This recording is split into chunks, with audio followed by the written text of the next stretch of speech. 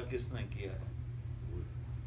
تو وہ کھڑے ہو گئے کہ یا رسول اللہ مجھے خیال آیا بھی پیسہ تو ہے نہیں کہ اللہ کے نام پہ خرچ کروں، تو چلو اپنی عزت کا صدقہ کر لیتے۔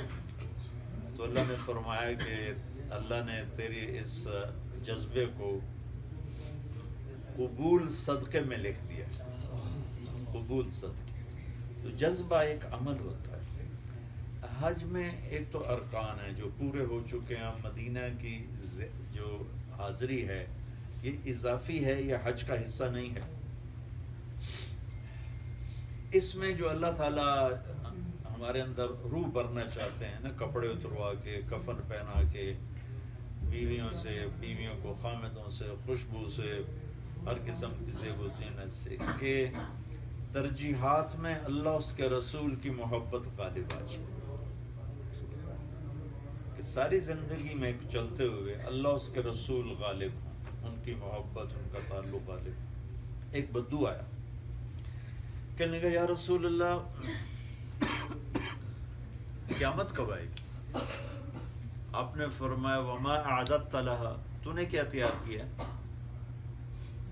کہنے لگا میں نے تو کوئی خاص چیز تیار نہیں کی، غیر انی احب اللہ ورسولہ، بس اتنی بات ہے کہ اللہ اس کا رسول سے مجھے عشق ہے اور میرے پاس۔ تو آپ نے فرمایا انت مع من احببت، تو جس سے پیار کرے گا اسی کے ساتھ تیرا حشر ہوگا۔ تو حضرت انس فرماتے ہیں کہ اللہ کے نبی کے اس فرمان سے ہم اتنے خوش ہوئے کہ ساتوں زمین آسمان کے ملنے سے ہمیں اتنی خوشی نہ ہوتی جتنی اس سے، کیونکہ ہم سب کو اللہ رسول کے سوا کوئی پیارا ہے ہی نہیں۔ تو حج میں یہ روح پیدا کرنے کا سارا سلسلہ ہوتا ہے کہ ہر عورت، ہر مرد اپنے کاروبار زندگی میں اللہ اس کے رسول کو آگے رکھ دے۔ اسی کے لیے چھری پھروائی، جب ابراہیم علیہ السلام نے چھری اٹھائی اور اسماعیل کے بال پکڑے تو آسمان کی طرف منہ اٹھا کے دیکھا۔ ایک روایت میں آتا ہے آسمان کے فرشتے 2 دفعہ روئے، ایک جب اللہ کے نبی کو پتھر پڑے طائف میں، اور ایک جب ابراہیم یہ کچھ کر رہے تھے جو میں بتانے جا رہا ہوں، کہ ان کے ہاتھ پاؤں باندھ کے ان کو الٹا لٹا کر ان کے سر کے بال پکڑ کے تھوڑا اوپر اٹھایا تھا کہ نیچے سے چھری گھمائیں۔ تو اس وقت ان کی 92 ایئر عمر تھی، 92 سال ان کی عمر تھی اس وقت۔ انہوں نے سے بال پکڑے، چھری ایک ہاتھ میں بچے کے بال، اور یوں آسمان کو دیکھا اور کہا یا اللہ تو مجھ سے ناراض ہو گیا ہے، تو سمجھتا ہے کہ میرے دل میں اسماعیل آ گیا ہے؟ نہیں یا اللہ، میرے دل میں تو ہے، تیرے سوا کوئی نہیں ہے، اور یہ دیکھ اس کا ثبوت یہ ہے کہ میں تیرے نام پہ اس کو قربان کروں، اور چھری چلا دی۔ آگے اللہ کا امر تھا، چھری نے نہیں چلنا تھا، وہ الگ بات ہے۔ تو یہ اللہ تعالیٰ ہم سے اولاد ذبح نہیں کروا رہا، بکروں کا ذبح ہونا ایک علامتی چیز ہے، اس میں اللہ تعالیٰ ہمارے جذبات تبدیل کر رہا ہے، اور اللہ اس کے رسول کی محبت کی چند نشانیاں جو خود میرے نبی نے بتا دی۔ ہمارے نبی وضو فرما رہے تھے تو صحابہ آپ کے وضو کا پانی نیچے سے لے رہے تھے، گرنے نہیں دے رہے تھے، کوئی پینے لگا، کوئی منہ پہ ملنے لگا، کوئی سینے پہ ملنے لگا۔ تو آپ نے فرمایا ایسا کیوں کر رہے ہو، ایسا کیوں کر رہے ہو؟ تو کہا جی آپ کی محبت میں کر رہے ہیں، اللہ اس کے رسول کی محبت میں کر رہے ہیں۔ آپ نے ارشاد فرمایا میں بتاؤں سچی محبت کرنے والا کون ہے، اللہ اس کے رسول سے کون پیار کرتا ہے، میں اس کی نشانی بتاؤں؟ جی بتائیے۔ آپ نے فرمایا جو اللہ اس کے رسول سے پیار کرتا ہے وہ فَلْيَصْدُقِ الْحَدِيثَ إِذَا حَدَّثَ، وہ ہمیشہ سچ بولتا ہے، جھوٹ نہیں بولتا۔ یہ اب اللہ کا نبی اپنے پیار کی نشانی بتا رہا کہ اللہ اس کے رسول سے پیار کی کیا نشانی، یہ نہیں کہ وہ غاروں میں بیٹھ کے آنسو بہاتا ہے اور مصلے سے اٹھتا نہیں ہے، وہ کاروبار زندگی میں کیسے چلتا ہے یہ میرے نبی بتا رہے ہیں کہ وہ ہمیشہ سچ بولتا ہے، جھوٹ نہیں بولتا۔ فَلْيُؤَدِّ الْأَمَانَةَ إِذَا تُؤْمِنَ، وہ کبھی کسی کو دھوکہ نہیں دیتا، ہمیشہ امانت داری سے کام کرتا ہے۔ فَلْيُحْسِنْ جِوَارَ مَنْ جَاوَرَهُ، جہاں رہتا ہے وہاں اپنے پڑوسیوں سے حسن سلوک رکھتا ہے، چاہے اپنے ہوں چاہے غیر ہوں، یہ اللہ اس کے رسول کے پیار کی نشانیاں۔ ہماری زندگی میں سچ آ جائے تو ہم اللہ سے پیار کرنے والے ہیں، ہماری زندگی میں دیانتداری آ جائے تو ہم اللہ کے رسول سے پیار کرنے والے ہیں، ہماری زندگی میں لوگوں سے حسن سلوک، پڑوسیوں سے۔ امام ابو حنیفہ کا ایک کہ پڑوس میں ایک نوجوان رہتا تھا، شراب پیتا تھا اور پھر شور مچاتا تھا، اور یہ شعر پڑھتا تھا: اذاعونی و ای فتن اذاعوا لیوم کریہۃ و سداد فقر، کہ میں بہت بڑا آدمی تھا، لوگوں نے میری قدر نہ کی، یہ اس کا مفہوم بند تھا۔ ایک دن رات کو پولیس افسر گزر رہا تھا، اس نے شور سنا تو اس کو خیال ہے اتنے بڑے امام کے پڑوس میں یہ ایسی بدتمیزی کر رہا ہے، اس نے پکڑ کے جیل میں ڈال دیا۔ 3-4 دن امام صاحب کو شور نہیں سنائی دیا، تو وہ پوچھنے لگے بھائی وہ ہمارا پڑوسی کہیں چلا گیا؟ تو لوگوں نے بتایا جی وہ گیا نہیں، اس کو پولیس پکڑ کے لے گئی، شراب پی کے شور مچا رہا تھا۔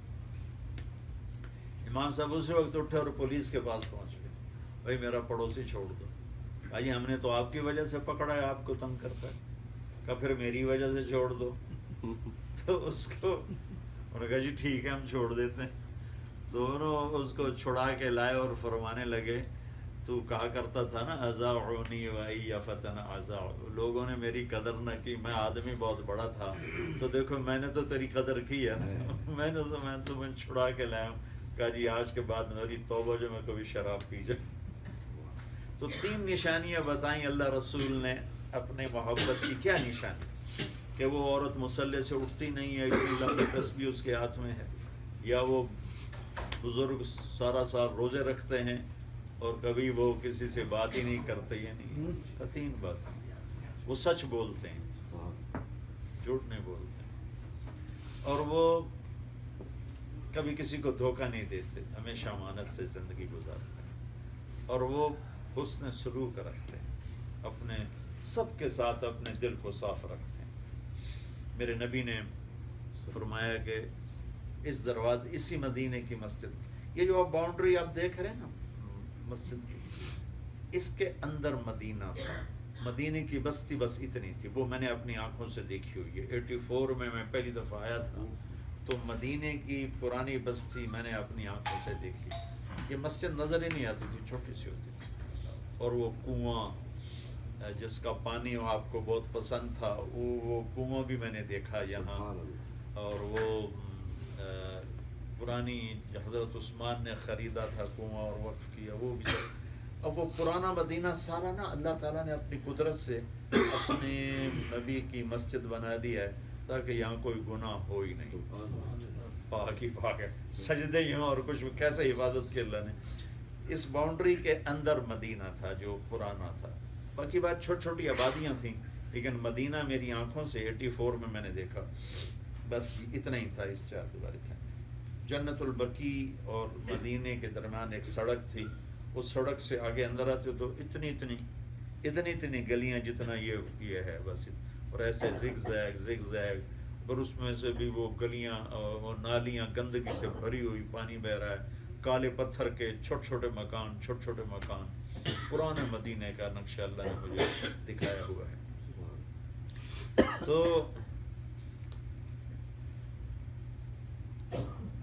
آپ مسجد میں بیٹھے تھے، آپ نے ایک دروازے سے جنت ہی آ رہا ہے، تو ایک صحابی آئے جوتا ہاتھ میں اور پانی وضو کا داڑھی سے گر رہا۔ اگلے دن گزرا، آپ نے فرمایا اس دروازے سے ایک جنت ہی آ رہا ہے، سیم وہی آدمی اسی انداز میں، جوتا ہاتھ میں، داڑھی میں، وضو کا پانی۔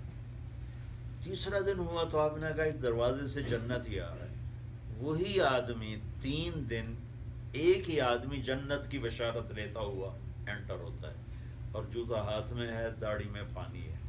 تو اس محفل میں ایک نوجوان صحابی ہیں، ان کا نام ہے عبداللہ بن عمر۔ یہ تمام صحابہ میں سب سے زیادہ عبادت والے شخص ہیں، ساری رات نفل پڑھتے تھے، سارا سال روزہ رکھتے تھے، اور 24 گھنٹے میں ایک ختم قرآن کرتے تھے۔ یہ ان کا سکیل تھا. جہاں تک کوئی نہیں پہنچ سکا 14 صدی میں کہ ساری رات بندگی، سارا دن روزہ اور ایک ختم قرآن 24 گھنٹے. پتہ نہیں کس چیز کے بنے ہوئے تھے اور کیا اللہ نے ان کے اندر طاقت بھری تھی کہ کوئی نہیں ایسا کر سکا. ان کو خیال آیا مجھے کیوں نہیں جنت کی بشارت ملی، میں تو اتنا کچھ کرتا ہوں، ان کو کیسے مل گئی؟ کیا یہ مجھ سے زیادہ عبادت کرتا ہے؟ اس کے 25 گھنٹے ہیں جو مجھ سے یہ زیادہ عبادت کرتا ہے، میں دیکھتا ہوں کیا کرتا ہے. ان کے پاس پہنچ گئے، کہنے لگے چچا ابا ناراض ہو گئے ہیں، کچھ دن آپ کے پاس گزاروں؟ ہاں بیٹا گزارو. ایجڈ تھے ذرا وہ. تو عشاء کی نماز کے بعد جب دونوں کمرے میں لیٹے تو جلدی سے چادر اوپر لے کر اور ایسے سوراخ بنا کے نا اور یوں کر کے ان کو دیکھنے لگے کہ اب یہ بابا جی کیا کرتے ہیں. وہ بزرگ تشریف لائے، سرانے پہ سر رکھا اور سونے کی دعا پڑھی اور وہ گئے. وہ ان کو دیکھتے جا رہے کب اٹھیں گے، کیا کریں گے، لمبا رکوع کریں گے، لمبا سجدہ کریں گے. فجر کی اذان پہ اٹھے. یہ تو حیران ہو گئے، یہ کیوں ساری رات سوتے سوتے جنت کیسے لب گئی؟ سوندیاں جنت لب گئی. کل دیکھوں گا، کل کوئی کرشمہ دکھائے. اگلے دن پھر انہوں نے وہی کام کیا، اللہم بسمک اموت و احیا، اور یہ ساری رات دیکھتے رہے کہ ابھی کچھ کریں گے، ابھی کچھ کریں گے.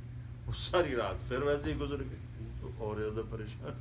ان دنوں تو منافق تہجد نہیں چھوڑتے تھے ڈر سے. تیسری رات پھر وہی تماشا ہو، اللہم بسمک اموت و احیا. وہ ساری رات ایسے دیکھتے رہے، کچھ بھی نہیں ہوا.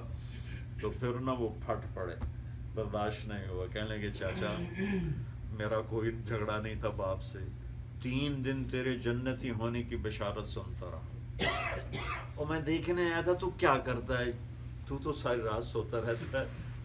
اب اللہ کا نبی غلط تو کہہ نہیں سکتا، پر میری سمجھ میں نہیں آیا تجھے جنت مل کیسے گئی. تو انہوں نے کہا بھتیجے جو دیکھا ہے نا بس یہی کچھ ہے اور میرے پاس کچھ نہیں. اب وہ بڑے بوجھل قدموں کے ساتھ نا چلے باہر. بات حق سنی ہے، عقل تسلیم نہیں کر رہی ہے، تو ایک کشمکش کی کیفیت ہے. جب دروازے تک پہنچے ان کا بھتیجے ادھر آؤ، کہ اب تمہیں راز کی بات بتاتا ہوں. اور ایسے دل پہ ہاتھ رکھا کہ یہ جو دل ہے نا اس میں دنیا کے کسی انسان کی نفرت کوئی نہیں. اور اللہ جب کسی کو عزت دیتا ہے، رزق دیتا ہے، مجھے کبھی حسد نہیں ہوتا، مجھے خوشی ہوتی. تو اب ان کا ریاکشن کیا تھا کہ ہاں ہاں ہاں یہی ہوا. ایسا نہیں، ان کا ہاذا ہوا، ایسے انہوں نے اچھل کے کہا ہاذا ہوا، یہی ہے. پر آگے بتائے کہ یہ ہمارے بس کا نہیں ہے. جو آدمی ساری رات جاگے اور سارا دن روزہ رکھے اور ایک ختم قرآن کرے، وہ کہہ رہا ہے یہ ہمارے بس کا نہیں ہے. اتنا بڑا عمل ہے. تو بھائی بہنوں، ہماری زندگی نا نیگیٹیوٹی سے تباہ ہوئی پڑی. کوئی بڑے غم اور صدموں نے نہیں ہمیں تباہ کیا، نیگیٹیوٹی نے، منفی طرز زندگی نے ہمیں برباد کر دیا. منفی باتیں، منفی دیکھنا، منفی سننا، پھر غلط جذبوں سے دل کو بھر لینا، کسی کی نفرت، کسی سے بغض، کسی پہ غصہ، کسی سے گلہ، کسی سے رنج، پھر کسی کی غیبت، کسی کی چغلی، کسی کی شکایت.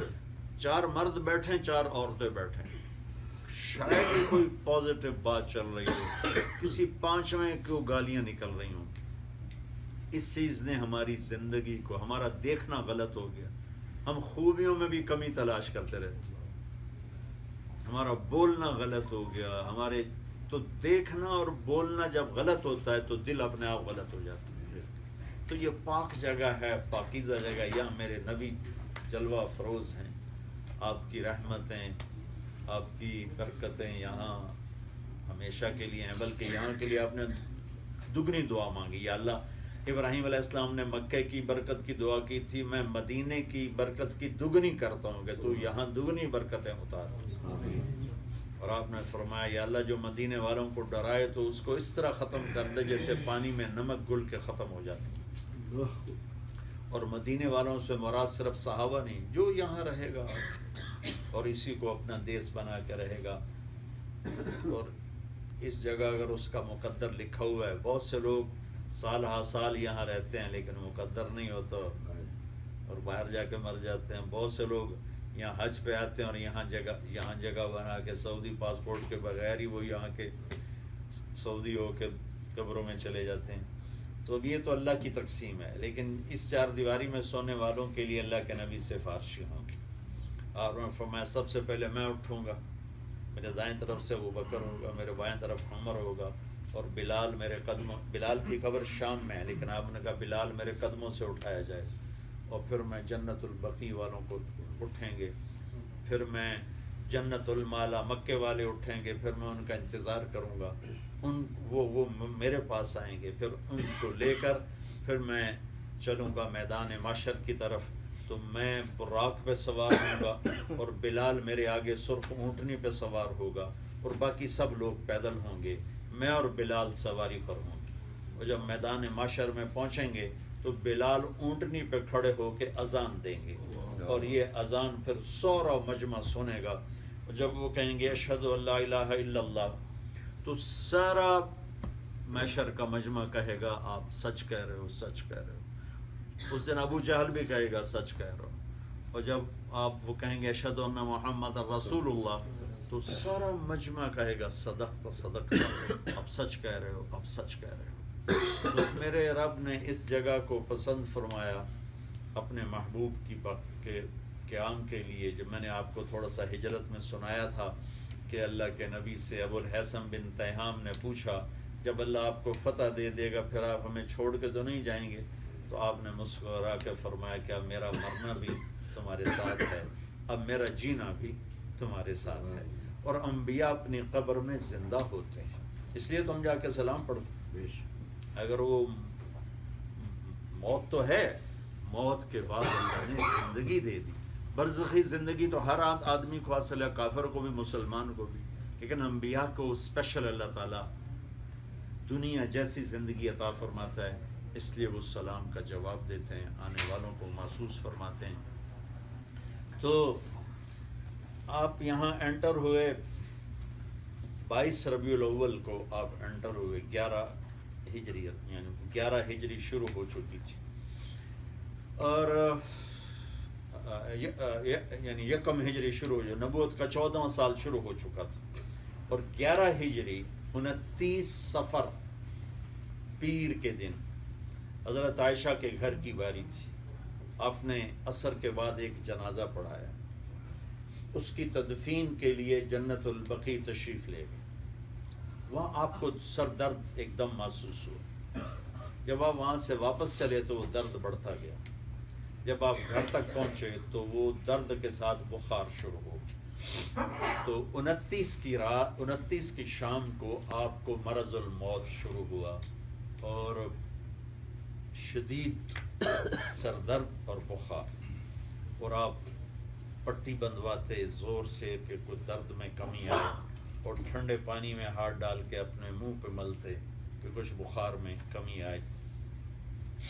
اگلے دن آپ دوسری بیگم کے ہاں تشریف لے گئے، تو آپ نے پوچھا کل کس کی باری ہے؟ تو آپ کو سب کو پتہ تھا اللہ کے نبی کو نے تقسیم کیا ہے، تو یہ کیوں کہہ رہے ہیں کل کس کی باری؟ لیکن اگنور کر دیا. چلتے چلتے چلتے چلتے 7ویں گھر پہنچے، حضرت میمونہ کا گھر تھا وہ. تو وہاں پھر آپ نے پوچھا کل کس کی باری ہے؟ تو پھر بیگمات نے ریئلائز کیا لگتا ہے اللہ کے نبی بیماری کے دن عائشہ کے ساتھ گزارنا چاہتے ہیں، اور خود کہہ نہیں پا رہے کہ بھئی مجھے اجازت دے دو. انصاف کی وجہ سے، عدل کی وجہ سے خود فرما نہیں رہے، تو ایک اشارہ فرما رہے ہیں کل کس کی باری ہے. تو یہ ازواج مطہرات نے یہ بات سمجھ لی، تو سب کٹھی ہو کر اللہ کے نبی کے پاس آئیں. یا رسول اللہ، ہم آپ کو خوشی سے اجازت دیتی ہیں، آپ عائشہ کے گھر بیماری کے دن گزاریں، جب اللہ آپ کو صحت دے دے پھر آپ دوبارہ ہماری ترتیب شروع فرما دیں. تو آپ نے سب کا بہت شکریہ ادا کیا، اور حضرت علی اور حضرت عباس کے آسرا لے کر، اس قدر بخار کی شدت تھی کہ آپ سے چلا نہیں جا رہا تھا، ایسے پاؤں یوں یوں اس طرح کر کے لگ رہے تھے. اور آپ پیر کے دن حضرت عائشہ کے گھر میں داخل ہوئے، اور اگلے پیر کو جنت میں داخل ہوئے. آخری ہفتہ آپ نے حضرت عائشہ کے گھر میں گزارا. حضرت عائشہ فرماتی ہیں کہ میرے نبی میری ٹھوڑی اور سینے کے درمیان فوت ہوئے. مات فی نحری و صدری، میرے سینے اور ٹھوڑی کے درمیان. واحد نبی جو بیگم کے سینے پر سر رکھ کے فوت ہوئے، اور واحد بیگم جس کا کمرہ کسی نبی کے لیے آخری آرام گاہ بنا، یہ حضرت عائشہ ہیں. اور آپ نے فرمایا آخری چیز جو میرے نبی کے منہ میں گئی وہ میرا لعاب تھا، کہ جس دن آپ کا انتقال ہوا ہے، پیر کے دن، اگلا پیر عبد الرحمن بن ابو بکر، حضرت عائشہ کے بھائی تشریف لے، تو ان کے ہاتھ میں مسواک تھا، تو آپ کی نظر ایسے مسواک پہ گڑ گئی اس طرح. تو حضرت عائشہ فرماتی میں نے دیکھا آپ کی نظر مسواک پر ہے، تو آپ کو بولنے میں دقت تھی، تو میں نے عرض کی یا رسول اللہ آپ مسواک کرنا چاہتے ہیں؟ تو آپ نے ایسے سر ہلایا. میرے نبی جب گھر آتے تھے مسواک کرتے تھے، جب 10 دفعہ بھی گھر میں آتے تھے مسواک کرتے تھے. یہ چہرے کو صاف رکھنا، منہ کو صاف رکھنا اتنا ضروری ہے، اور اپنی بیوی کے لیے اپنے آپ کو صاف ستھرا رکھنا کتنا ضروری ہے. میرے نبی نے فرمایا تزینوا لنسائکم، اپنی بیویوں کے لیے زیب و زینت اختیار کرو. مردوں سے کہا، اور عورتوں کو اشارہ کیا کما تتزین ام سلمۃ رسول اللہ، کہ جنت کی حور اپنے خاوند کے لیے ایسے میک اپ کرے گی جیسے ام سلمہ میرے لیے میک اپ کرتی. تو دونوں کو اشارہ کیا. ہم صرف شادیوں پہ تیار ہوتے ہیں، باقی سب برا حال تے بانکے دیاڑے. حالانکہ یہ روز کا کام ہے کہ ہر عورت اپنے خاوند کے لیے زیب و زینت ہے، ہر مرد اپنی بیوی کے لیے زیب و زینت اختیار کرے. مسواک اس کا حصہ ہے. تو اما عائشہ نے مسواک لیا، منہ سے چبایا تو لعاب لگا، پھر آپ کو دیا، تو آپ نے ایسے ایسے ایسے، بس یہ آخری چیز تھی جو آپ کے منہ میں گئی. تو آپ تشریف لے جاتے، نمازیں خود پڑھاتے. جب آپ کے جانے میں 5 دن باقی تھے تو حضرت حفصہ کے گھر میں ہی اب تشریف فرما تھے. 2 دن ہو چکے تھے ہوئے، تو بخار تیز ہو گیا. تو آپ نے ارشاد فرمایا کہ مجھے 7 کنوؤں کے پانی سے نا غسل دیا جائے. تو 7 کنوؤں کا پانی منگوایا گیا مشکیزوں میں. تو اندر باہر آپ جا نہیں سکتے تھے، اور حضرت عائشہ کے گھر میں کوئی بڑا برتن تھا نہیں. تو حضرت حفصہ کے گھر سے ایک ٹب منگوایا گیا، وہ اس میں آپ بیٹھے تہمد باندھ کے اپنے کرتا اتار لیا. تو ایک ایک مشک آپ کے اوپر ڈالی گئی، 1 2 3 4 5 6 7. تو اس سے آپ کا بخار ایک دم نیچے ہوا، کچھ آپ کا سر درد ہلکا ہوا. پھر بھی آپ نے پٹی باندھی، اور حضرت فضل بن عباس اور حضرت علی کے کندھے پر آسرا لے کر آپ مسجد میں تشریف لائے. اور یا آپ آخری مرتبہ ممبر پر بیٹھ رہے ہیں، اس کے بعد آپ ممبر پہ نہیں بیٹھے. اور جو آپ نے بات کی وہ آپ سب کو سنانا چاہتے. فرمایا لوگوں، میں ایک زمانہ تمہارے درمیان گزار کے جا رہا ہوں. میں نے کسی کا حق مارا ہو، میں نے کسی کو تھپڑ مارا ہو، میں نے کسی پر زیادتی کی ہو، میں نے کسی کو بے عزت کیا ہو، یہاں بدلہ لے لو. آخرت میں میرے خلاف کوئی دعویٰ نہ کر، میں اس دعوے کا جواب نہیں دے سکتا. جس کی طفیل کتنے ظالم بخشے جائیں گے، کتنے فاسق بخشے جائیں گے. حقوق العباد اتنا سخت معاملہ ہے کہ نبی جیسی پاک ہستی جن کے ہاتھ میں جنت کی چابی، آپ نے کہا قیامت کے دن جنت کی چابی میرے ہاتھ میں ہوگی، اور آپ اتنا ڈر کے کہہ رہے ہیں کہ مجھ سے لے، مجھ سے بدلہ لے لو. ایک واقعہ آپ کو عجب سنا تھا. خندق کی لڑائی میں شکست ہوگی، خندق کہتا ہوں اس کی حنین کی لڑائی میں شکست ہو گئی شروع میں. تو صحابہ دوڑے، تو ایک صحابی بھاگ رہے تھے، جنگی جوتا، ہیوی ویٹ اور لوہے کا لباس. دوڑتے دوڑتے اللہ کے نبی کے پاؤں پہ ان کا پاؤں آ گیا. تو اس سے آپ کو تکلیف ہوئی. آپ کے ہاتھ میں ایک چھوٹی سی چھڑی تھی، آپ نے اسے یوں مارا. اوجعتا نہیں، دیکھتا نہیں ہے، تو نے مجھے تکلیف پہنچائی. اتنی سی چھڑی، اور لوہے کی زرہ پہ تو تلوار اثر نہیں کرتی، چھڑی نے کیا اثر کیا ہوگا؟ وہ خالی ٹن کر دیا ہوگا اس نے. اور وہ بھاگتے بھاگتے کہنے لگے کہ میرے جی میں آیا کہ تو برباد ہو، اللہ کے نبی تجھے کہہ رہے ہیں کہ تو نے مجھے تکلیف پہنچائی، اب جبریل آئیں گے اللہ کی طرف سے پیغام لے کر تیری ہلاکت کا، تیری دوزخ کا، تیری تباہی کا۔ کہنے کہ میں ساری رات نہیں سویا اسی فکر میں۔ صبح نماز کے بعد اعلان ہوا جس آدمی کا پاؤں نبی کے پاؤں پہ پڑا تھا وہ آ جائے۔ تو میں نے کہا بس وہی بات ہوگی، اب جبریل آیا ہوگا اور میرے لیے کوئی عذاب سنا کے بیٹھا ہوگا تو میں اس کو بھگتنے کے لیے تیار کا۔ میری جان نکل رہی تھی، میرا سانس اٹک رہا تھا، میرا رنگ پیلا پڑ گیا تھا۔ میں جب پہنچا تو آپ نے مجھے دیکھا تو آپ مسکرائے، کہنے کہ میرا تھوڑا میری جان میں جان آئی۔ تو آپ نے فرمایا بھائی کل میں نے آپ کو سوٹی مار دی تھی تو اس کے لیے میں نے آپ کو بلایا ہے معافی مانگنے کے لیے کہ آپ مجھے معاف فرمائیں۔ تلوار بھی اثر نہیں کرتی لوہے کے لباس پر، اور ایک سوٹی کیا اثر کرے؟ اور میرے نبی فرما رہے ہیں کہ میں نے آپ کو اس لیے بلایا ہے کہ کل میں آپ کو چھڑی مار بیٹھا تھا، ایک تو میں اس پر معافی مانگتا ہوں اور اگلی سنے منہ کھلے گا، اور میں نے سوچا کہ اب اس کا میں کیا آپ کا اس کی کمپنسیشن کیسے کروں، تو یہ 60 اونٹنیاں کھڑی ہیں، یہ آپ کو گفٹ کرتا ہوں، یہ آپ لے جائیں۔ اونٹ سے زیادہ پسندیدہ اونٹنی ہوتی ہے کہ وہ آگے بڑھتی ہے۔ جانوروں میں مادہ پیدا ہو تو خوش ہوتے ہیں اور انسانوں میں نر پیدا ہو تو خوش ہوتے ہیں۔ تو 60 اونٹنیاں آپ کو تحفہ دیتا ہوں جو میں نے آپ کو چھڑی ماری تھی۔ یہ ہے میرے نبی کے عالی اخلاق اور میرے نبی کا جھک کے معافی مانگنا اور لوگوں کو دل آزاری سے اپنے آپ کو بچانا۔ بدر کی لڑائی میں نا آپ نے کہا صفیں سیدھی کرو، تو وہ ایک صحابی ذرا موٹے تھے تو تھوڑا آگے نکلے نظر آ رہے تھے، تو آپ نے اس کی یوں وہ تیر جو تھا نا ایسے مارا، یعنی چپ ہویا کہ پیچھے ہٹو۔ انہوں نے کہا یا رسول اللہ آپ نے مجھے تکلیف پہنچائی، مجھے بدلہ دیجیے۔ آپ نے کہا لے لو بدلہ۔ سارے صحابہ بھی حیران ہو گئے بھائی یہ کیا کر رہا، کہ مجھے بدلہ چاہیے۔ آپ نے کہا لے لو۔ کہا نہیں میرا پیٹ ننگا ہے، آپ کے اوپر کرتا ہے، کرتا ہٹائیں، میں وہیں تیر ماروں گا جہاں آپ نے مجھے تیر مارا۔ تو آپ نے کرتا اٹھایا، انہوں نے لپٹ کے چومنا شروع کر دیا کہ یا رسول اللہ مجھے لگتا ہے میں آج شہید ہو جاؤں گا،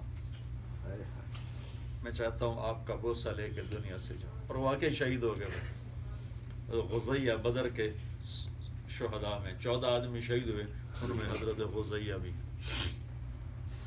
تو آپ نے اعلان کیا بھائی کسی کو بے عزت کیا ہو، کسی کو تھپڑ مارا ہو، کسی کا حق مارا ہو، کسی کا پر زیادتی کی ہو، مجھ سے بدلہ لے لو۔ سارے صحابہ رونے لگے اور آپ اپنی بات دہراتے رہے اور کوئی نہیں اٹھا۔ پھر آپ نیچے اترے، آپ نے ظہر کی نماز پڑھائی، نماز کے بعد پھر آپ ممبر پر آئے، پھر آپ نے اپنی بات کو دہرایا۔ تو اس پر ایک صحابی کھڑے ہوئے دیہاتی، یا رسول اللہ آپ نے میرے 3 روپے دینے۔ آپ نے کہا مجھے یاد نہیں، یاد دلا دو۔ کہا آپ کے پاس ایک سائل آیا تھا اور آپ سائل کو خالی نہیں لوٹاتے تھے،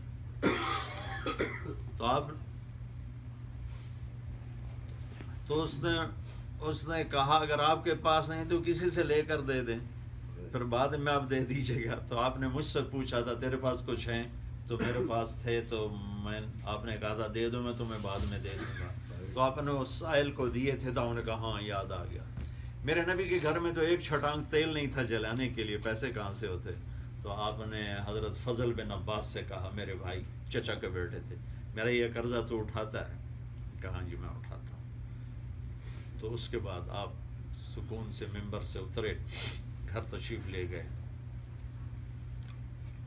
جمعرات کا دن آیا تو آپ عشاء کے لیے اٹھے نماز پڑھانے کے لیے، تو پھر دوبارہ ایسے گر گئے، اٹھ نہیں سکے۔ پھر تھوڑی دیر بعد اٹھے اور یہاں تک آئے اور پوچھا عشاء ہو گئی؟ کہا جی انتظار ہو رہا ہے۔ تو آپ یوں اٹھنے لگے تو پھر ایسے گر گئے، پھر اٹھے اور یہاں تک آئے اور پوچھا عشاء ہو گئی؟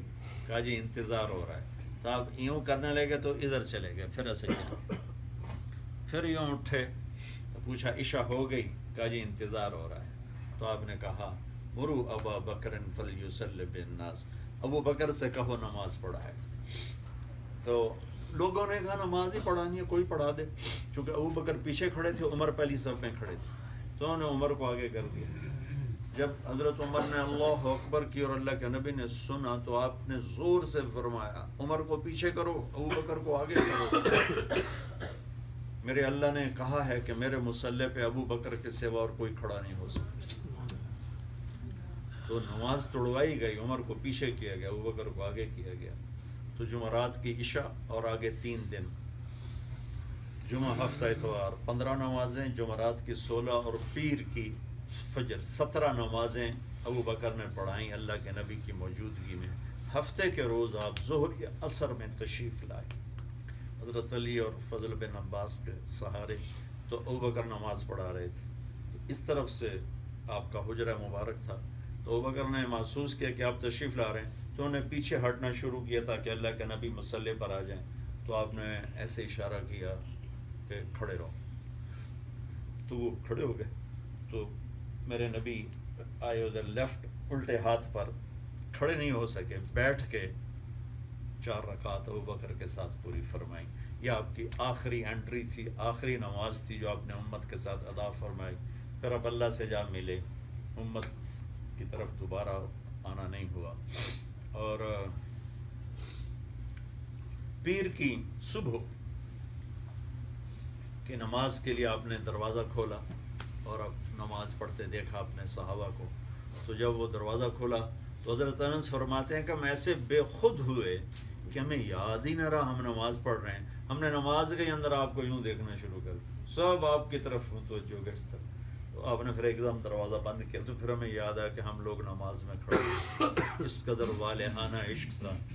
تو جب اشراق ہوئے تو آپ نے اپنی ساری بیویوں کو بلایا اور ان کو مل کر بتایا نہیں کہ میں جا رہا ہوں، رخصت ہو. ہم عائشہ رضی اللہ عنہ اس جیسے میں بیٹھا ہوں نا ایسے بیٹھی تھی، اور آپ یوں نیم دراز تھے. یہ آپ کی کیفیت تھی، اس طرح ان کے سینے پر اس طرح لیٹے ہوئے تھے، یہ اس کیفیت کے ساتھ.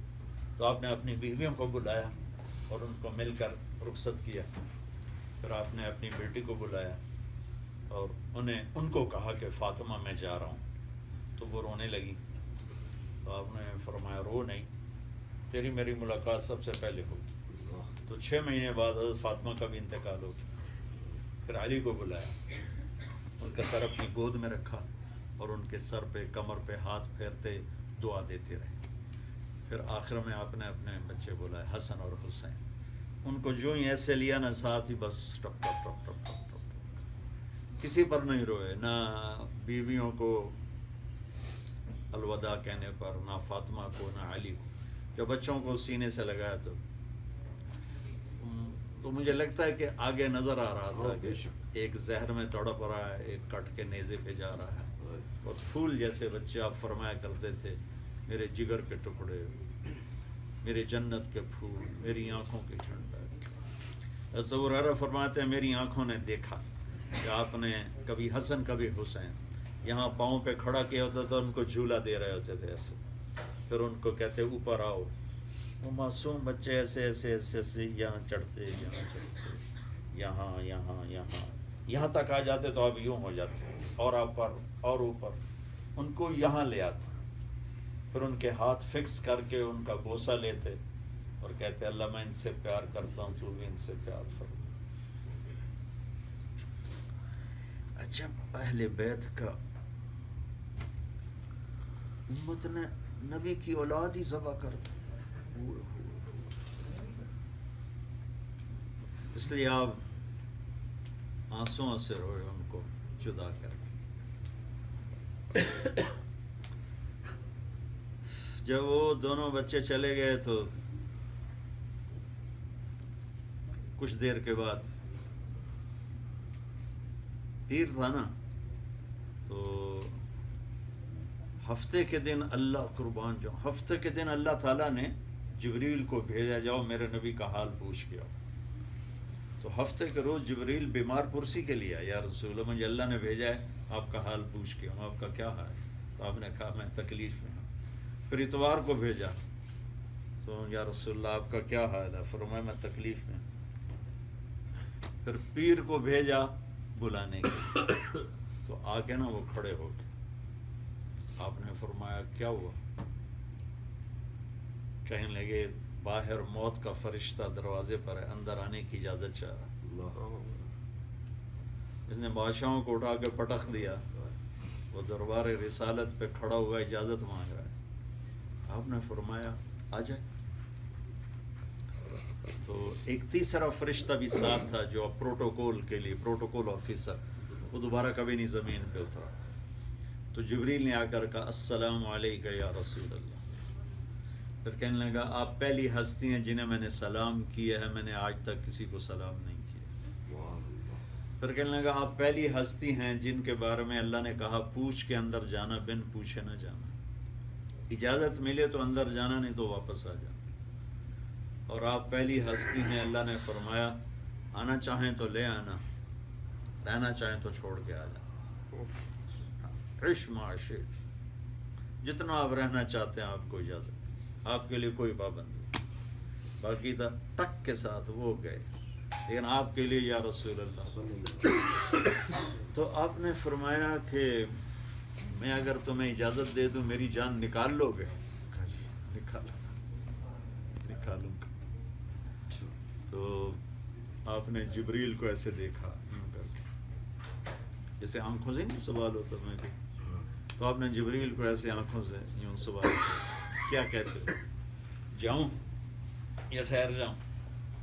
سبحان اللہ. جبریل نے کہا یا رسول اللہ، اللہ تو آپ کی ملاقات کے شوق میں، اللہ تو آپ کی ملاقات کے شوق میں.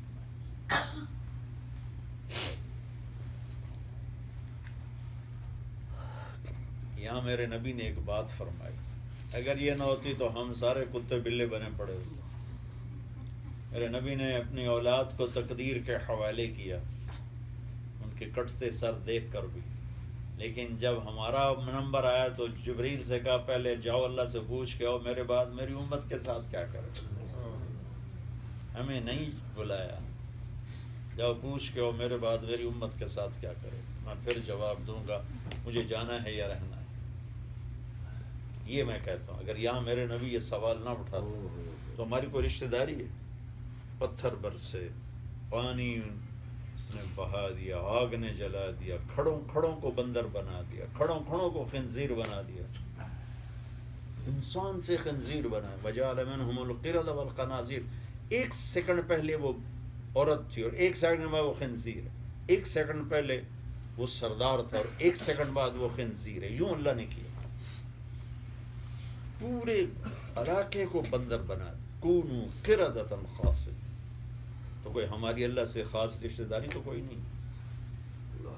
اس گنبد والے پہ درود پڑھو.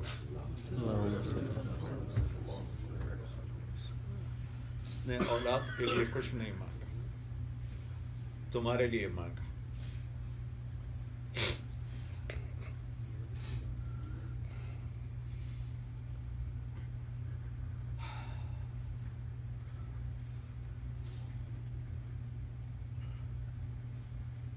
تو جبریل واپس گئے،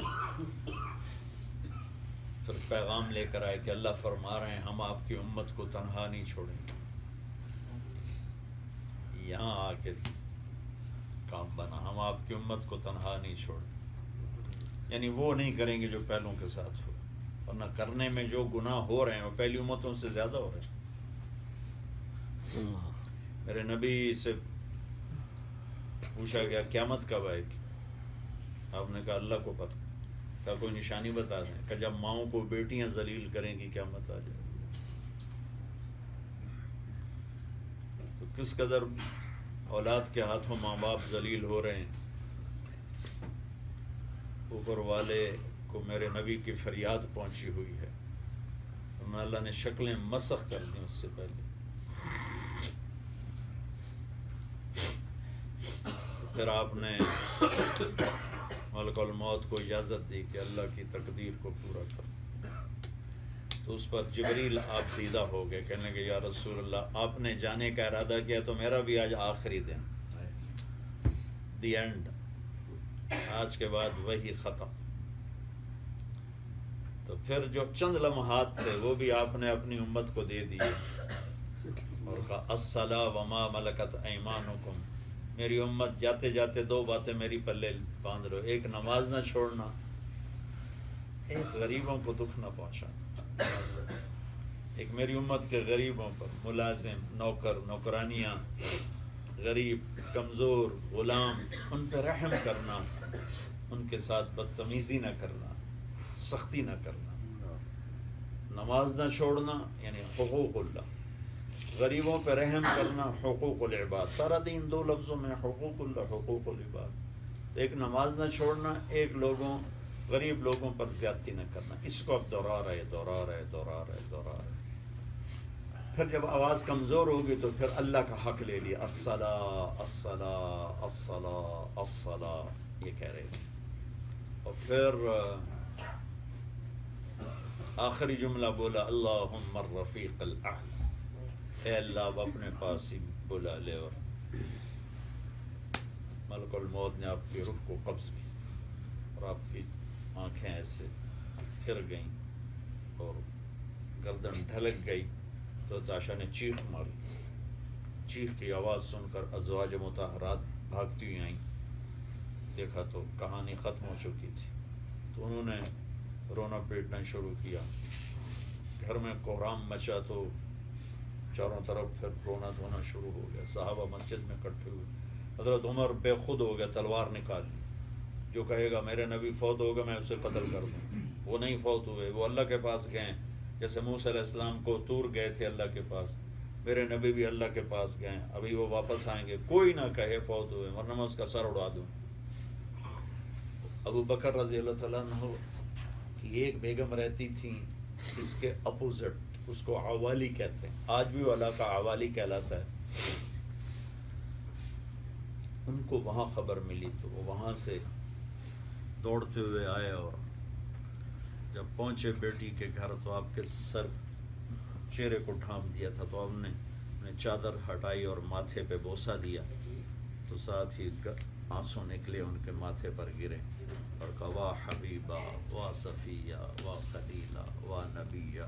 آئے میرے نبی، آئے میرے خلیل، آئے میرے حبیب، آج ہمیں چھوڑ کے چلے گئے.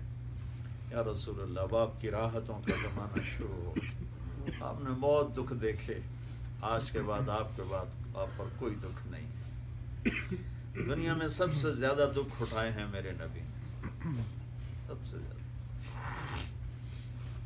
پھر مسجد تشریف لے گئے تو رونے دھونے کی فضا تھی. وہ ممبر پر آئے تو عمر نعرے لگا رہے تھے خبردار اگر کسی نے کہا نبی فوت. تو حضرت بکر نے کہا عمر بیٹھ جاؤ. عمر کہنے لگے نہیں بیٹھتا. تو پھر ان کو اگنور کر کے حضرت بکر صدیق نے خطبہ پڑھا. ایھا الناس من کان یعبد محمدا فإن محمدا قد مات. جو محمد کی پوجا کرتے تھے تو اللہ نے ان کو موت دے دی. ومن کان یعبد اللہ فإن اللہ حی لا یموت. اور جو اللہ کی پوجا کرتا ہے ان کا اللہ زندہ ہے، موت سے پاک. اور یہ آیت پڑھی انک میت وانہم میتون. میرے حبیب آپ نے بھی موت کا پیالہ پینا ہے اور سب نے پینا. حضرت عمر فرماتے میں کھڑے کھڑے یوں گرا، میرے پاؤں سے جان نکل گئی، میرے ٹانگوں سے جان نکل گئی اور میں یوں اسٹریٹ گرا کہ مجھے یوں لگا یہ آیت آج نازل ہوئی ہے. اور اس آیت کو سن کر مجھے یقین ہو گیا کہ میرے نبی ہمیں چھوڑ کے چلے گئے. آپ پیر کے روز انتقال فرمایا. پیر کا سارا دن، منگل کا سارا دن، تو بدھ کی رات آپ کی تدفین ہوئی.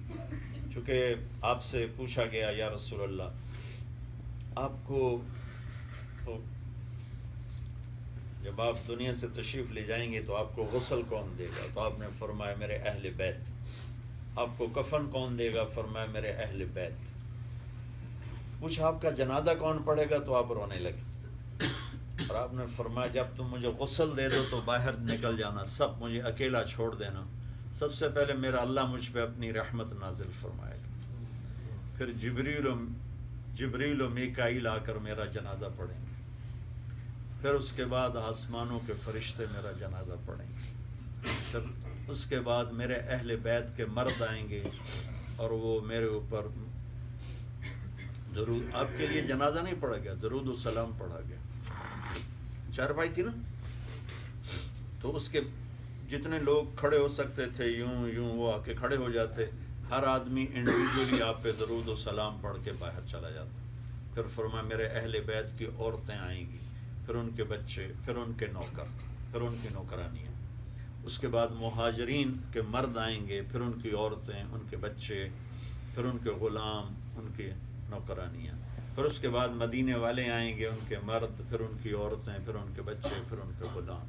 تو یہ سلسلہ اتنا لمبا چلا کہ پیر کا دن گزرا، منگل کا دن گزرا، عشاء کی نماز کے بعد جا کر یہ سلسلہ ختم ہوا، اور پھر آپ کو اب مسئلہ یہ ہوا کہ دفن کہاں کیا جائے اور غسل دیتے ہوئے کپڑے اتارے جائیں کہ نہ اتارے جائیں۔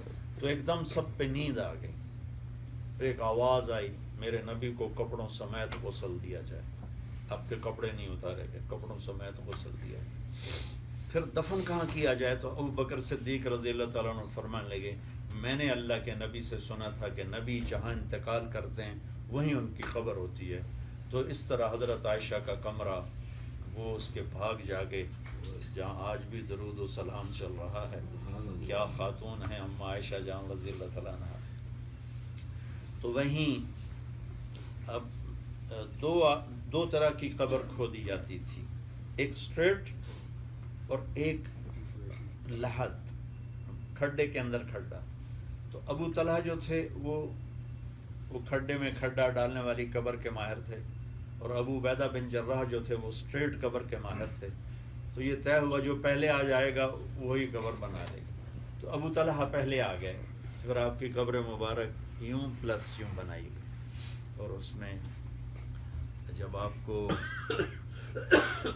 غسل دے رہے تھے تو حضرت علی رضی اللہ تعالیٰ عنہ پانی ڈالتے ہوئے فرما رہے تھے یا رسول اللہ آپ نے ہمیں صبر کا حکم دیا، اگر آپ نے نہ کہا ہوتا تو آج ہم رو کے دکھاتے دنیا کو کہ نوحہ کسے کہتے ہیں۔ آپ نے وہ غم دیا ہے جو کسی نبی نے نہیں دیا، کہ ہر نبی کے بعد نبی آ جاتا تھا، اب آپ کے بعد تو کوئی آنے والا نہیں ہے۔ تو آخری وقت میں جب آپ کو نیچے اتارا حضرت علی نے، حضرت عباس، فضل بن عباس نے، حضرت عبداللہ بن عباس نے، آپ کے غلام مولا شقران نے، جب یہ حضرات باہر نکلے تو مغیرہ بن شعبہ ایک صحابی ہیں، انہوں نے اپنی انگوٹھی نکال کے اندر پھینک، تو جب یہ حضرات باہر نکلے قبر بند کرنے کے لیے تو کہنے لگے علی میری انگوٹھی نیچے گر گئی اٹھا لو، وہ تو ایک بہانہ تھا، میری انگوٹھی نیچے گر گئی میں اٹھا لوں۔ حضرت علی نے دیکھا تو انگوٹھی پڑی تھی، آپ نے فرمایا اٹھا لو، تو نیچے گئے اور جا کر اللہ کے نبی سے لپٹ گئے اور آپ کو چومنا شروع کیا۔ آخری شخص جس کا بدن نبی کے بدن سے ٹچ ہوا وہ مغیرہ بن شعبہ، انگوٹھی تو بہانہ تھا اندر ڈالنے، کرنا یہ چاہتے جو میں نے آپ کو ابھی بتایا، جا کے ایسے لپٹا کھینچ کے باہر نکالا، پھر آپ کو تو بدھ کی رات کو آپ کی تدفین عمل میں آئی۔ تو جب مٹی ڈال کے واپس آ رہے تھے تو حضرت انس فرماتے ہیں حضرت فاطمہ راستے میں کھڑی تھیں، مجھے کہنے لگی کس جگر کے ساتھ تو نے نبی کو مٹی میں چھپایا، اطابت نفوسکم ان حفیتم علی رسول اللہ التراب، تم نے کس جگر کے ساتھ نبی کو مٹی میں چھپایا۔ وہ مٹی تو ہمیں نظر آتی ہے ورنہ میرے نبی کی بادشاہی ہے۔ فطاب من طیبہن الکعب والاکم، میں نے آپ کو وہاں مکہ میں واقعہ سنایا تھا کہ ایک بدو آیا، آپ لوگ جب سلام پڑھنے جاتے ہیں تو اب تو تھوڑا رش ہو گیا، کھڑا نہیں ہونے دیتے، وہ دو پلر ہیں ایسے، ایک شعر ادھر لکھا ہوا ہے ایک شعر ادھر لکھا ہوا ہے۔ یہ ایک بدو تھا دیہاتی، وہ آیا اس وقت قبر کھلی ہوتی تھی، تو نور الدین زنگی کے دور میں اس کو چاروں طرف سے بند کیا گیا۔ اس نے آ کے آپ کو سلام پیش کیا، السلام علیکم یا رسول اللہ، پھر کہنے لگا آپ کا رب کہتا ہے کہ اگر یہ اپنے گناہوں کا بوجھ لے کر آپ کے دربار میں آ جائیں اور آپ سفارش کریں اور یہ توبہ کریں تو آپ کا اللہ معاف کرے گا.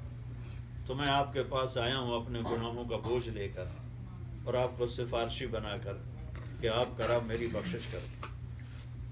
اور یہ کہہ کر اس نے 4 شعر پڑھے جو 2 روضہ پر لکھے ہوئے ہیں. ادھر یا خیر من دفنت فی القاع اعظمہ فطاب من طیبہن القع والاکم. اے وہ پاک ذات جو اس قبر میں گئے تو زمین کا اندر بھی خوشبودار ہو گیا باہر بھی خوشبودار. اور ادھر لکھا ہوا نفس الفداء لقبر انت ساکنہ فیہ العفاف وفیہ الجود والکرم. میری جان قربان اس قبر پر جس میں آپ آرام فرما رہے ہیں. آپ کے ساتھ آپ کی سخاوت بھی ہے, آپ کا فضل و جود بھی ہے. 2 شعر تفسیر میں لکھے ہوئے جو وہاں نہیں لکھے ہوئے. انت الشفیع الذی ترجى شفاعتہ علی الصراط اذا ما زلت القدم. آپ کے تو فعلی پل پار ہوگا, باقی عبادتیں ہماری کسی کام کی نہیں ہیں. آپ سفارش کریں گے تو پل صراط پار ہوگا, ورنہ نہیں ہو سکتا. وصاحباک لا انساہما ابدا منی السلام علیکم ما جرى القلم. اور میں آپ کے ساتھی ابو بکر عمر کا احسان بھی نہیں بھول سکتا.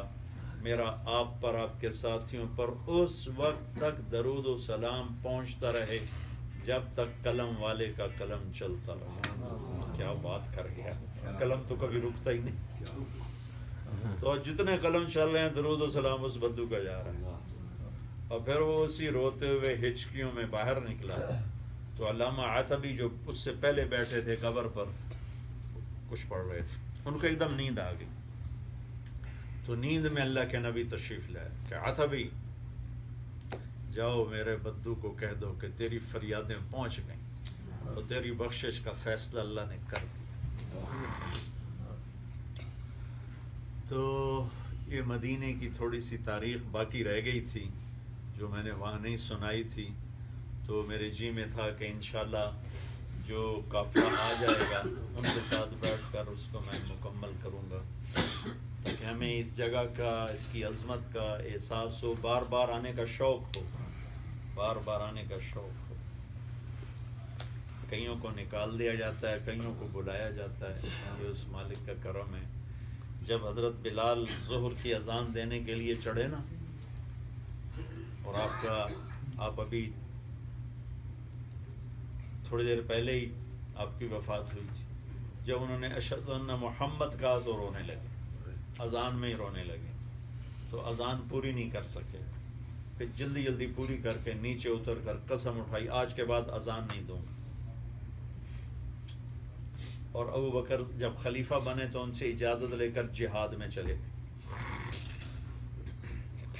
6 مہینے واپس نہیں ہوئے تو اللہ کے نبی خواب میں ملے, بلال یہ کیا بے وفائی, ہمارے پاس آنا ہی چھوڑ دیا. حضرت بلال کی آنکھ کھلی, وہ اتنا محو ہوئے, انہوں نے سمجھا اللہ کا نبی زندہ ہے اور مجھے خواب میں ہے اور مجھے بلا رہے ہیں. ایسی کیفیت آ رہی. تو صبح کا انتظار نہیں کیا, اسی وقت اپنی اونٹنی کو اٹھایا, تیار کیا اور 3 ہفتے کا سفر 1 ہفتے میں کیا. 3 ہفتے کا سفر 1 ہفتے, نہ کہیں اترے نہ سوئے سوائے پیشاب اور نماز کی. اور جب مدینے میں انٹر ہوئے تو نعرے لگا یا رسول اللہ میں آ گیا, یا رسول اللہ میں آ گیا. مسجد کے قریب پہنچے پھر یاد آیا آپ تو فوت ہو چکے. پھر جا کے قبر کو لپٹ گئے, میں تو آیا ہوں آپ کہاں چلے گئے, مجھے بلا کے آپ خود کہاں چلے گئے. اور اتنا روئے قبر کی مٹی تر ہو گئی. اتنے میں نماز کا وقت داخل ہو گیا تو سارے مدینے والوں کو شوق ہوا کہ آج بلال اذان دے. لیکن سب کو پتہ تھا قسم اٹھائی ہوئی ہے اور قسم توڑنا وہ آسان کام نہیں ہوتا ہے. تو ان کو ایک ترکیب سوچی, انہوں نے حضرت حسن حسین کو آگے کر دی کہ آپ اللہ کے نبی کے لاڈلے ہیں, آپ ان سے بات کریں تو یہ رد نہیں کریں گے. تو یہ دونوں بھائی آئے, ایک 7.5 سال کے ہو چکے تھے, ایک 6.5 سال کے ہو چکے تھے. کہنے لگے چچا ہم آپ کے پاس ایک درخواست لے کر آئے ہیں. تو انہوں نے فرمایا میں تم تو میری آنکھوں کی ٹھنڈک ہو، میرے دل کے قرار ہو، کیا کہتے ہو؟ درخواست نہ کہو، حکم کہو. کہنے کہ جیسے ہمارے نانا کے لیے اذان دیتے تھے، آج ہماری وجہ سے اذان دے دے. تو وہ رونے لگے. کہنے کہ میرے بچوں، میں نے قسم اٹھائی تھی پر تمہاری خاطر ہزاروں قسمیں توڑ سکتا ہوں، تو میں آج اذان دوں گا. وہ کیا منظر تھا جب آپ چڑھ رہے تھے اور صحابہ تک رہے تھے، سب کی ٹکٹکی لگی ہوئی تھی. جنہوں نے کہا اللہ اکبر اللہ اکبر، تو عورتیں بھی گھروں سے باہر نکل آئیں، چیخیں مارتی. یوں لگا جیسے اللہ کا نبی زندہ ہے اور ان کے کہنے پر اذان دی جا رہی. تو کیفیت ایسی بن گئی. تو عورتیں بھی، کسی کو پردے کا ہوش ہی نہ رہا، عورتیں بھی روتی ہوئی گھر سے باہر نکل آئیں، اور پورے مدینے کی گلیوں میں ایک ماتم کی کیفیت بن گئی. جب تک بلال کی اذان گونج رہی تھی، نیچے چیخ و پکار گونج رہی تھی. بس یہ آخری اذان دی، پھر اس کے بعد اذان نہیں. یا پھر جب بیت المقدس فتح ہوا تو جمعے کا دن تھا جب صحابہ انٹر ہوئے، تو جمعے کی نماز کا وقت ہوا تو سب کے جی میں آیا. بلال اس لشکر میں شریک تھے کہ کبھی آج بلال اذان دے دیں. تو انہوں نے حضرت عمر تشریف لے گئے تھے اس کی فتح کے لیے. تو صحابہ نے حضرت عمر سے حضرت عمر نے فرمایا میرے جی میں بھی یہی آ رہا تھا. تو پھر بلال کو بلا کر منت کی، آج آپ ہماری منت مان لیں. سبحان اللہ. غلامی مصطفیٰ میں کیا عزتیں چھپی ہوئی ہیں کہ امیر المومنین منت کر رہا ہے، سیدنا بلال، ہمارے آقا بلال، آج آپ ہماری ایک درخواست تو مان، آج اذان دے. آج بیت المقدس کی پہلی اذان. پھر بلال کی روتے روتے داڑھی تر ہو گئی کہ اچھا آج تیری خاطر بھی قسم توڑتا ہوں. پھر دوسری اذان بیت المقدس میں دی اور پہلا جمعہ وہاں پڑھایا گیا. اس کے بعد اذان نہیں دی بلال. وہیں شام میں ہی ان کا انتقال ہوا. لیکن حشر کہاں سے ہوگا؟ فرمایا کہ بلال میرے قدموں سے اٹھایا جائے گا. اپنی قبر سے نہیں اٹھیں گے، میرے نبی کے قدموں سے اٹھیں. کیونکہ میرے دائیں طرف ابو بکر ہوگا، میرے بائیں طرف عمر ہوگا، اور میرے قدموں سے بلال اٹھے. تو بھائی بہنوں، ابھی آپ جس فضا میں بیٹھے ہیں بیٹھی ہیں، آپ کے جذبات اور ہیں، احساس اور ہیں، خیال اور.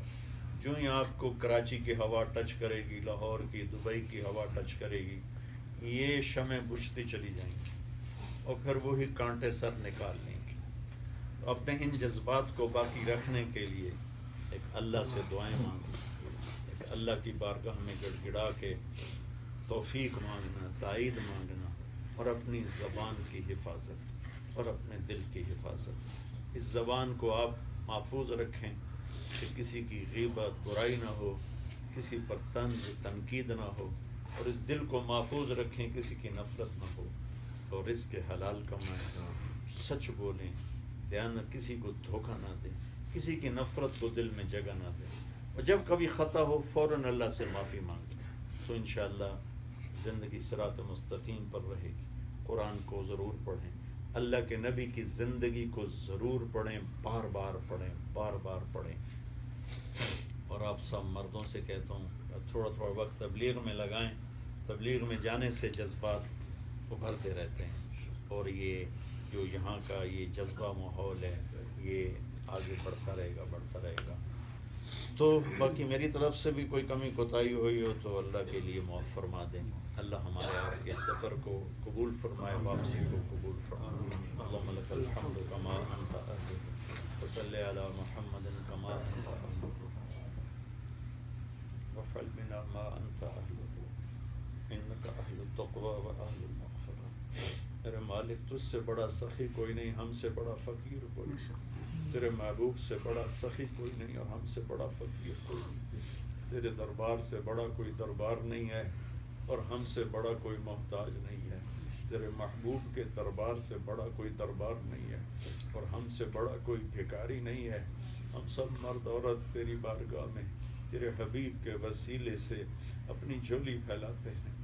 ہم پر اپنی نظر رحمت کو متوجہ فرما دے، ہمیں دنیا کی اندھیروں سے بچا، اپنے ظالموں کے ظلم سے بچا، فرعونوں کی فرعونیت سے بچا، جباروں کی جابریت سے بچا، ہمیں اپنی چھاؤں میں لے لے، جیسے بچے کو ماں اپنی گود میں چھپا لیتی ہے، ہمیں اپنی رحمت کی چھاؤں میں چھپا لے، اپنی رحمت کی گود میں چھپا لے، ہمیں ہمارے حوالے نہ فرما، ہمیں نفس و شیطان کے حوالے، ہمیں ایسی موت نہ دے کہ تو ہم پہ ناراض ہو، ایسی زندگی نہ دے کہ تیری نافرمانی کے داغ ہوں۔ یا اللہ ہم بہت شرمندہ، تو نے سمجھایا ہم کوئی نہ سمجھے، تو نے روکا ہم کوئی نہ روکا، تو پکارتا رہا ہم نے انسنی، تیری مہربانی، تو نے اپنے در بلایا، اپنے حبیب کا در دکھایا، جس رحمت کی تو فیض تو نے ہمیں یہاں تک پہنچائی، اسی رحمت کے صدقے چھوٹے سے قافلے کو قبول فرما، انہیں معاف فرما دے، اور جتنے حجاج کرام کالے گورے مرد عورت عرجم آئے ہیں، غریب امیر، سب کو قبول فرما دے، اپنے حبیب کی امت کے دن پھیر دے، پستے پستے ہم چکی کا آٹا بن گئے میرے مولا، پستے پستے ہم سرمے کی طرف یا اللہ خاک ہو گئے میرے مولا، اور آج کے فرعونوں نے ہمیں تباہ کر، ہمارا ایمان بھی لے، ہماری عزت بھی لے، تجھے تیرے نبی کا واسطہ یا اللہ تو آجا ہماری مدد کے لیے، آجا تو آجا میرے مولا، ہم تھک گئے ہیں۔ میرے بچہ روتے روتے کہتا ماں جی میں تھک گیا ہوں، رو رو کے، ہم بھی میرے مولا تھک گئے، مہربانی دنیا بھی بنا دے، ہماری آخرت بنا دے، ہماری نسلوں کی حفاظت فرما، ہماری حفاظت فرما، ہمارے دیش کی حفاظت فرما، موجودہ آنے والی حکومت کو قوت عطا فرما، حفاظت فرما، ان سے کوئی خیر کا کام لے لے، ہمیں نیک لوگوں کے حوالے فرما، ہمیں یار ڈاکوؤں کے حوالے نہ فرما، پوری امت کو نیک لوگوں کے حوالے فرما، جتنے بھائی بہنوں نے ہاتھ اٹھائے ہوئے ہیں ان کے دل میں جتنی فریادیں تڑپ رہی ہیں اپنے غیب سے پوری فرما، ہماری دنیا بھلی کر دے، ہماری آخرت بھلی کر دے، آخری ایام ہمارے زندگی کے سب سے خوبصورت بنا دے، آخری اعمال ہماری زندگی کے سب سے خوبصورت بنا دے، اور تیری ملاقات کا دن سب سے خوبصورت دن بنا دے، تیری بارگاہ میں پیش ہو تو تو ہمیں دیکھ کے خوش ہو رہا، ہم تجھے دیکھ کے خوش ہو رہا، تو ہم سے راضی ہو جا، تجھ سے راضی ہو جا، آگے سے پیچھے سے دائیں سے بائیں سے اوپر سے نیچے سے ہماری حفاظت، ہماری نسلوں کی حفاظت، ہمیں دنیا اور آخرت کی ذلتوں سے بچا، رسوائیوں سے بچا، تباہی سے بچا، رک جانے سے بچا، برباد ہونے سے بچا، موذی بیماریوں سے بچا، ہنستے کھیلتے اپنے پاس بلا لے، ہر پل خوبصورت بنا دے، ہر سانس کو خوبصورت بنا دے، اپنے اور اپنے حبیب کی اطاعت کے ساتھ ہمیں اپنا عشق دے، اپنے حبیب کا عشق دے، اپنا پیار دے، حبیب کا پیار دے، ہماری اولادوں کو ہمارے لیے آنکھوں کی ٹھنڈک بنا، صدقہ جاریہ بنا، ہمارے بیماروں کو صحت دے، آپس میں لڑے ہوئے کو صلح کرا دے، جھگڑوں کو مٹا دے یا اللہ، دکھوں کو تنگیوں کو دور فرما دے یا اللہ، یا اللہ ہمارے اس قافلے کو سدا بہار بنا دے، جب تک چلتے رہیں حج اس وقت یہ بھی چلتا رہے، ان سارے بھائی بہنوں نے جتنوں نے ہاتھ اٹھائے ہوئے ہیں سب کو اپنی محبت دے دے، تعلق دے دے، قرب دے دے، وصلی اللہ تعالی علیہ وسلم۔